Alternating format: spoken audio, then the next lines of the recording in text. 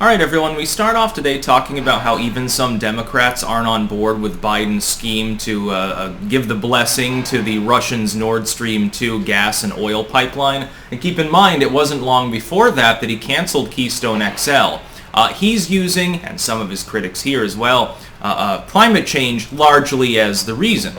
So Tim Kaine and Shaheen and a few others are like, well, if that's, has anything to do with the situation, why are you then pulling back sanctions on this evil rogue state that flipped the 2016 election and all that yada yada stuff?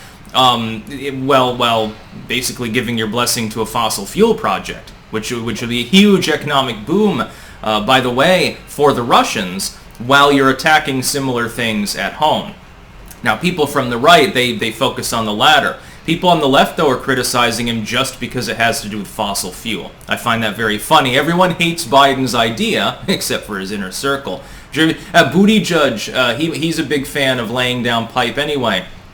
And anyway, keep in mind, if you're watching this video on YouTube, down below there will be a pinned comment with links to 4 other video hosting sites that I use. Keep in mind, 2 videos every single day are exclusive just to those sites. Regardless of how many I make, at least 2 videos will not be on YouTube. Usually it's because the subject matter is verboten.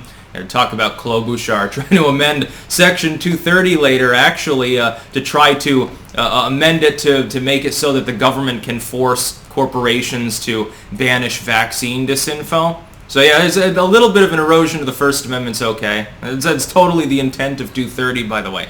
Yeah, she looks like the evil Coraline mom. Anyway, the Democrats are breathing down his neck.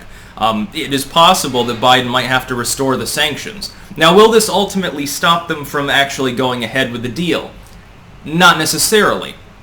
Of course, when over time, you've dealt with sanctions, you've dealt with embargoes and shit. A lot of the nations that you trade with face similar from the United States, and the deal is still more or less tentatively going forward.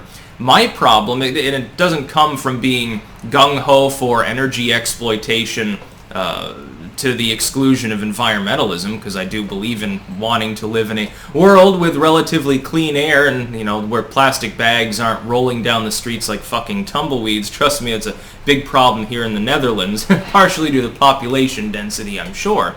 My perspective is that the Biden administration ending Keystone and then immediately giving its blessing to Nordstream just doesn't make sense, because I was told for years that if a U.S. politician made any form of a friendly overture towards the Russians, if they didn't bitterly and vehemently pronounce and denounce Vladimir Putin as an evil, human rights abusing, puppy kicking son of a bitch, that meant they were controlled by the Kremlin. So when Beijing Biden does, he literally undoes Trump's meaningful sanctions on the Russian energy sector. Is he not an ally and a very good friend of Putin? What dirt does Vladimir Putin have on Beijing Biden? We've got to ask that question, according to the logic of the legacy media from 2015 on through 2020. For almost half a decade, the legacy media told us that any positive interaction with the Russian state, anything done that even in a sideways manner happened to benefit them, was automatically a justification for the label of Putin puppet to any U.S. politician. Beijing Biden has effectively given Putin the greatest gift you could possibly give him. Nord Stream 2 is a huge thing. Russia has a lot of gas and oil. Its own population can't absorb it all and needs somewhere to sell it. So, the Europeans will be willing to pay considerable amounts of money for it. And Biden doesn't see this as potentially a problem down the road when Russia therefore has leverage over large swaths of the West European economy. Biden sees no problem, but that's because he's a globalist. Trump is the one that gunned after the Russians.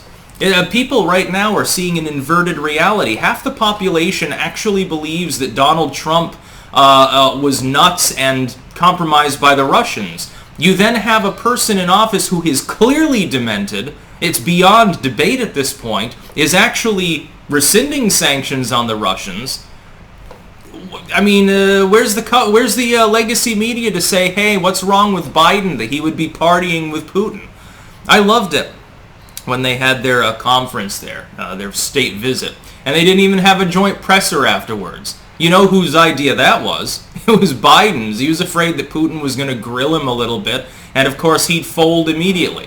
What's he going to do? Challenge Vladimir Putin to a push-up contest? That'd go really, really well for him, I'm sure. Strongman Russian charismatic propaganda aside, there's a little bit of a mental difference between the two, let's face it.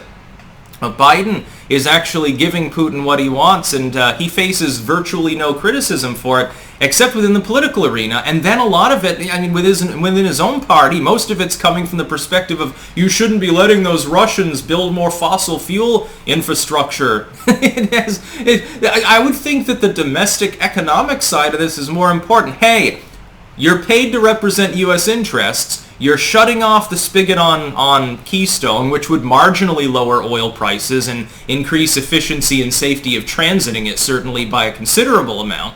It's not the greatest economic boon we could have in U.S. history, but it's a significant project. You end that. 10,000 jobs lost, and good-paying, largely engineering jobs. We're talking people who start at $50K at a minimum, fucking truckers and maintenance people. Blue-collar jobs can be reasonably lucrative. You just destroyed 10,000 permanent middle-class jobs and several tens of thousands of temporary jobs that would be involved.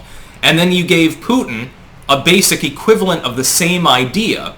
He's happy about it, and nobody's calling him a Russian puppet. I would think the economic side, though, is more important than the climate change side. Climate change be damned. It's not... Who gives a shit? The oil is going to be... The supply and the demand are there. You still have to move the oil, but now at least within the United States, you have to keep trucking it in, used with trains and shit like that. The Russians, meanwhile, can just turn on a valve and sell it to Europeans and make huge amounts of money, and they can use that money for various diplomatic leverage over Europe. Biden effectively ceding an enormous amount of potential leverage to the Russians.